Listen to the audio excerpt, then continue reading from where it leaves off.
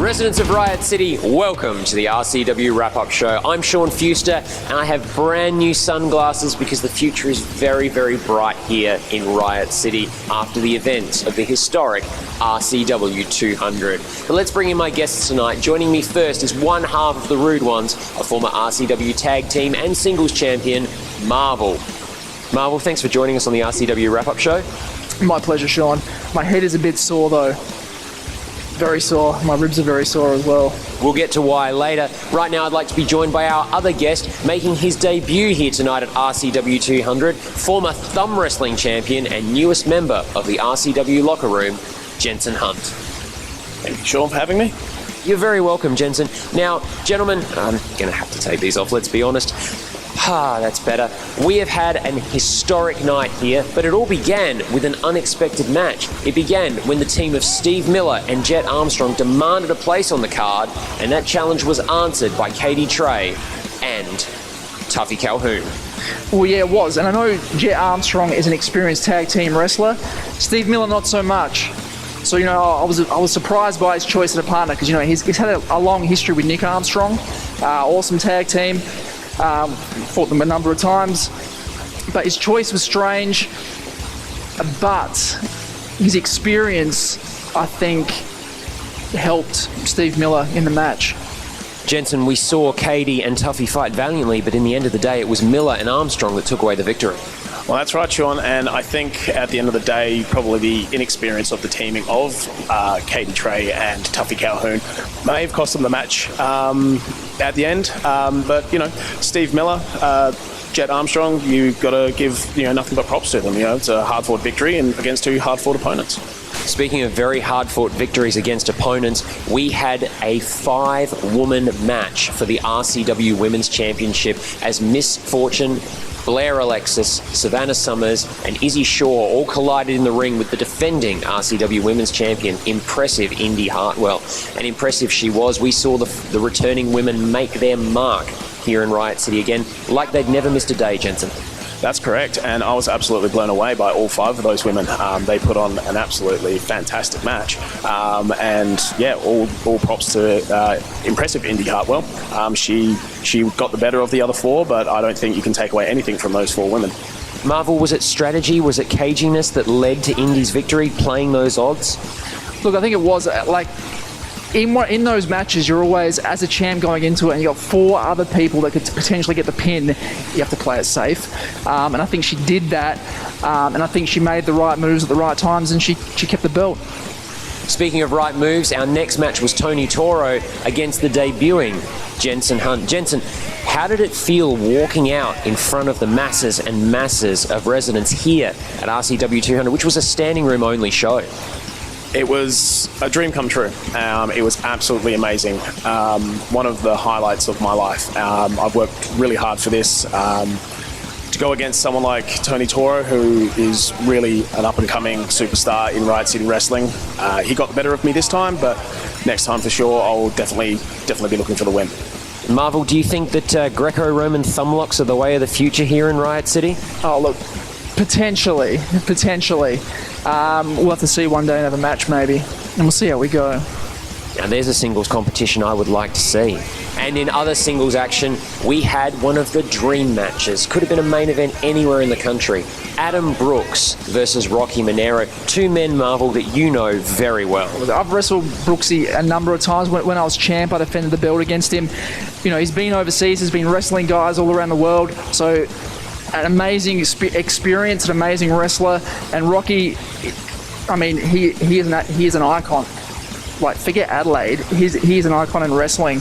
We saw the match almost sullied by the presence of the difference, Tyler Daniels. Jensen Hunt, he tried very hard to insert himself into that match, not because he has a problem with Brooksy, but because he has a problem with Rocky.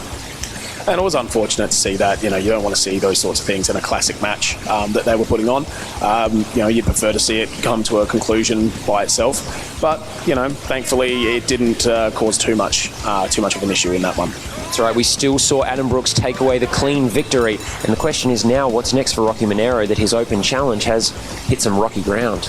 And of course, we then had what was probably my favourite match of the evening, as we had the key versus control match. Hammer putting the key to the city on the line against Kurt Barron, who was prepared to put on the line.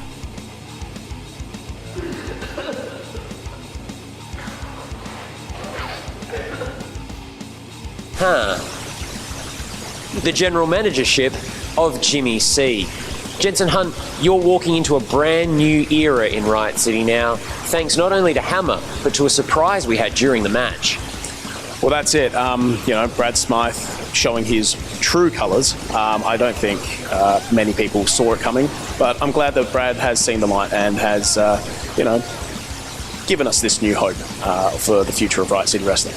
Marvel, you've walked the moral line in Riot City for many, many years. There is no one better at doing it than you and your partner Bulldog.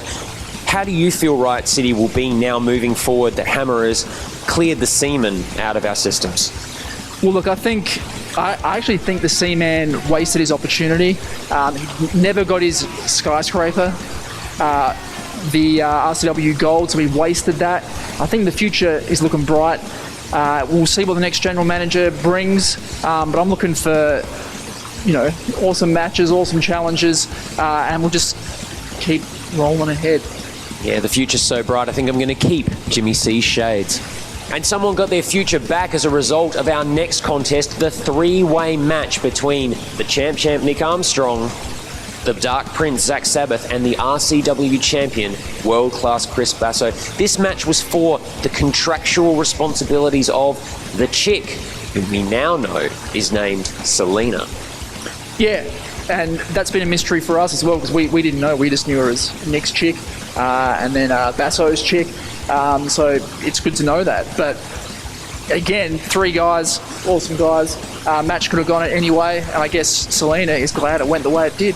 Yeah, the contract now torn up. She is free to go as she pleases. Jensen Hunt, we saw for a while there Nick Armstrong and Zach Sabbath on the same page, but that all broke down when push came to shove. Well, that's it. In a three-way match, only one person can come out victor. So you can have your little teams as much as you want in those matches, but eventually, push comes to shove, someone's got to be the victor, and it was world-class. And finally, our massive main event, as for the first time ever, RCW held a TLC match with the tag team championships hanging high above the ring. The Millennials looking to defend those belts against Gods and Monsters, the Pariah, and the Rude Ones. Marvel, what is it like to be in a TLC match? That's scary. It's just scary. Like you do not know what's going to happen. You don't know what's going to hit you when. You just don't know. You have a plan going in, but it just goes pear-shaped straight away. I can tell you one of the things that hit you, it was Eli Theseus off a ladder that was on the stage, threw you through a table onto the floor. Yeah, well, again, that didn't go to plan. So I set the table up to put him through it. My head went through a chair, and then I went through a table. So my ribs are sore, my head is sore. Props to him. Again, like I said, scary thing. It was a scary thing when I actually came to and saw him coming towards me. We saw the Millennials work extremely hard to keep those belts. We saw the Rude Ones go through hell as just described. We saw Gods and Monsters bring all of their power to bear. But the story of the match for me was Gabriel Eros, the man that would not die. Jensen, on your first night here, what is it like to see someone like that just keep on asking for more? It was purely inspirational to see Gabriel Eros in that match.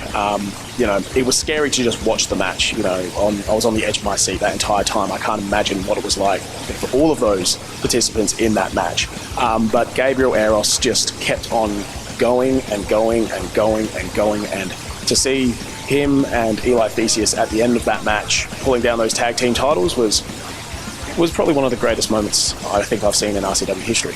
Well, look, I want to take my hat off to both of you, gentlemen. Jensen, for making your debut on this historic night. Marvel, for going through hellfire and brimstone in that TLC match. You guys represent the legacy, the history, the past, present, and future of this proud company.